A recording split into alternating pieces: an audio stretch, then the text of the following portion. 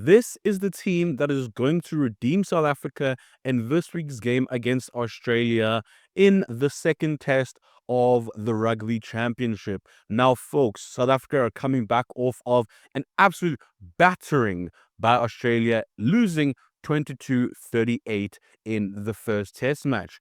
Now, I believe that this is the week that the Springboks will come back and show their class. And the squad that Rassie Erasmus has picked clearly indicates that there is a clear plan ahead of this test match. Now, folks, if you're new to my channel, please leave a like on this video. Subscribe to the channel. We're coming close up on 300 subscribers. Let us get there before the end of this weekend. Now, folks, this squad is very interesting. There are only 5 players who have been retained in the Springbok starting team from last week's fixture. Those players being Oxenchair, Malcolm Marx, Franco Mostert, Jesse Creel, and then Grant Williams. Those are the only 5 that were a part of the starting 15 last week. Now, moving on to this week's team. It is very interesting. In the front row, we have Oxenchair, Malcolm Marx, and then we're seeing Thomas du Toit back in the squad after some time. Now, last week, we struggled to impose ourselves physically, and that was probably due to, as Rassie Erasmus himself has even admitted, due to the coaching styles going with a certain game plan. But this week, looking at the squad at a whole, I think we are going to see a significantly more physical game. Now, then moving down to our locks. Our lock pairing is going to be RG Snyman and then Ruan Nortje. Now, RG Snyman normally comes off of the bench and is able to inject a lot of energy in the second half of the game. But I think due to the fact that there were a lot of lackluster performances last week from some of our marksmen that are normally always sharp and always on point, for example, Eben Etzebeth and Lut Diaga, I think they have gone for RG Snyman because whenever RG Snyman comes onto the pitch, he is always energetic, always looking to dominate physically, and is able to help in assisting in terms of this new game plan and innovation that we're trying to do in terms of playing more expansive rugby. He's a great offloader and he's a very hard man to tackle. Ruan Nortje, I'm also very happy to see him back into the squad. I think he proved himself over the incoming test series in the 2 games against Italy as well as the game against Georgia. He was a rarely stand-up performance in that number 5 jersey. So I'm very happy to see Ruan Nortje back into the squad. Moving on to our flank pairings, we have Marco van Staden and then we have Franco Mostert. Interesting, Franco Mostert, we saw him last week playing in the lock jersey, but due to the fact that we have some injuries, we have quite a few injuries in the squad right now. We have Siya Kolisi, our captain, who is injured right now, who will be out for 4 weeks. So there is a potential that Siya Kolisi might not be able to make the Eden Park game, which is very important. Then we also, in the loose forwards, we have Pieter-Steph du Toit, who currently has a concussion and is following the proper concussion protocols. So we don't know if we'll see, hopefully we'll see Pieter-Steph du Toit at that Eden Park game. He'll be very key for us. But nonetheless, in our flankers, we have Marco van Staden, who had an amazing game over the weekend. I think he was one of the standout players. And you could see the difference from when he was off of the pitch and when he was on the pitch. Our breakdown was way cleaner and way more effective when he was on the pitch as opposed to when he was off. And then Franco Mostert is going to be interesting seeing him playing in the flank position where more time we're normally used to seeing him in the lock pairings. But nonetheless, I think that he will do well as he is a pretty mobile, lock. Then moving on to our 8th man to finish off with the forwards, we are going to see Jean-Luc Deprez back into the squad as, I guess, our utility forward. He can play both flanker and eight.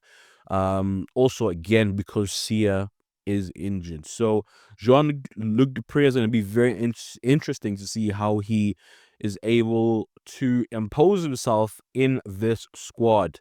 Now, looking at the forward, Thomas du Toit, Oxenchair, both very, very physical. Ruan Nokia, also very, very, very, very physical. And same with Argia Steyman. So, for me, this is a clear sign that we are going to want to dominate physically. And in the past week, we didn't get many scrums. And as a team that our identity is based off of scrummaging, mauling, and being physically imposing, we did not generate a lot of those things last week. And I think this week we are going to see us get back to what is our proper DNA in terms of physical domination. Moving on to the back line, we have Grant Williams, who, as I've said many times, I believe has cemented his position as our starting number 9. Now, Grant Williams had a pretty good first half last week. He had amazing box kicking. He is, I think, one of the best box kickers we have currently in our Springbok camp. He is absolutely phenomenal. He's quick. He's able to play on the wing as well if need be, as we saw last week. Edward van der Merwe coming off of the pitch, who you will notice is not in the squad either, as he is also injured. Then now moving on to our 10. Handré Pollard is back into the squad, and I personally am very happy to see Handré Pollard back into the squad. And that is absolutely no shade at Mani or Sasha. But in a game like last week where Mani had a fantastic 40 minutes in that first half, and then towards the end of the game, I'd say the last maybe 30 minutes of the game, you could see decision-making lacking as well as trying to force too many things. I believe that Handré Pollard is going to be able to come into the squad with his experience, be able to control the game well. And I'll tell you guys something for free. I will be shocked if we see us go for, sorry, let me rephrase that. I am confident to say that we are going to see a huge kicking game this week, seeing as that Handré Pollard is in the squad, as well as Willie Leroux is in the squad, and that Grant Williams is also an incredible box kicker. I believe we are going to see a heck of a lot of kicking. Now, I think that is something that we lacked against Australia. Australia, in that second half of the game, they had us turning around and running back because of how many kicks they were giving to us. And in my preview, I even said that kicking game is going to be highly essential to whether we win or lose that game last week, Saturday. Now, this week, I believe we are going to be putting a lot of balls behind the Australian defense and forcing them to get tired by running up and down. Then moving on to our center pairings, our 12 and 13, we have Damien Dalendi, who's back into the squad after having a small niggle in the previous week. And then Jesse Creel, who is captaining the squad, is also back into the 13 jersey. So that is a very tried and tested combination, and I think that a combination that will do extremely well in terms of getting over the gain line and running at the Australian midfield. Moving on to our wings, we have Cheslin Colby, who is back into the squad after recovering from an injury. And then also we have now Kanan Moody, who is going to be playing on the right wing. Moody, we have seen him play on the wing. I believe he debuted actually against Australia, in Australia, playing on the wing. He's also played on the wing for the Bulls as well. So it'll be good to see him. And I think we're very lucky to have a player like him who's able to play both in the center and on the wing. And looking at our bench, the fact that he can do a job both in center as well as on the wing gives us a lot of versatility in how we can deploy our backline plays from the bench. Then now moving on to our fullback, we have Willie Leroux back into the mix. Like I mentioned before, I think we are going to see a heavy kicking game. I would not be surprised if we do not see as flashy of tactics as we saw. I'll I personally, what I want to see personally is a lot of crash balls from our forwards, a lot of crash balls from Dalendi, and also earning the right to go wide. Basically meaning that if we can suck them into the middle of the field in terms of building phase by phase, and then when we've drawn them in, when they're knackered, then we go wide.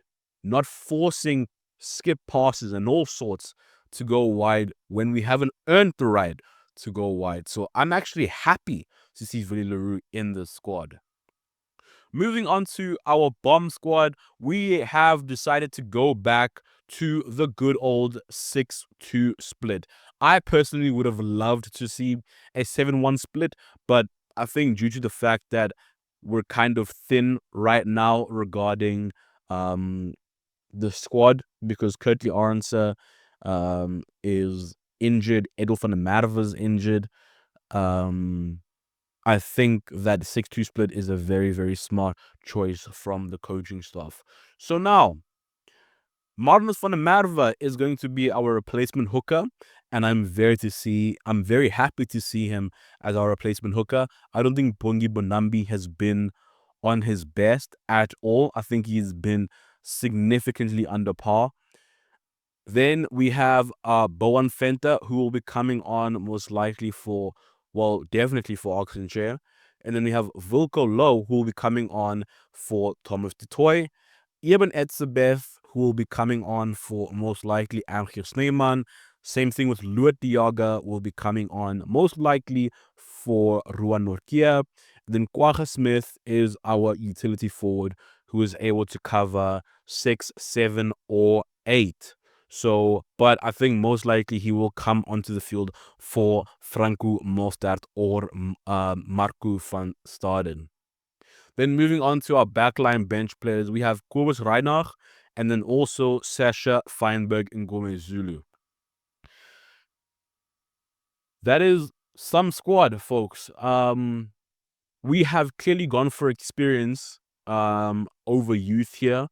Looking at Pollard, Villy, Jesse, Delendi, Chesson Colby in that back line. A lot of experienced heads, and I believe we're going to see a very, very controlled game. I don't, honestly, for the fans, this is a fair warning. Do not expect expansive rugby from the onset. Maybe in the second half, if we've been able to build enough score pressure that players like Sasha Feinberg and Gomez Zulu can have certain freedom to maybe go for something that we might not have gone for if we were coming from behind or if it was a tight situation. So if we're able to get a good enough cushion and able to see out the game to a certain point, then I believe that players like Sasha Feinberg and Gomez Zulu, players like Kanan Moody are going to have, and Grant Williams are going to have the freedom to be able to try certain things. But again, we're going to have to earn the right to be able to try these things. Now, folks, last week I was very, very presumptuous in my score prediction. I said that the Springboks were going to win 35-10. And this week I am going to say that the Springboks, and you can call me crazy if you want, are going to win this encounter in a 27-9 scoreline.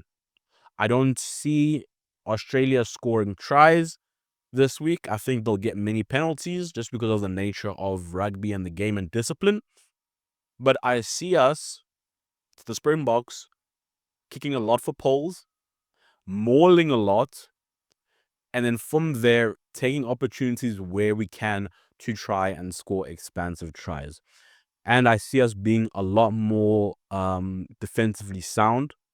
So for me, I think we're going to win 27-9 next week. Let me know down in the comment section below what you guys think about this starting 15 and also what you think about the score that I have predicted. Let me know your score lines down in the comment section below.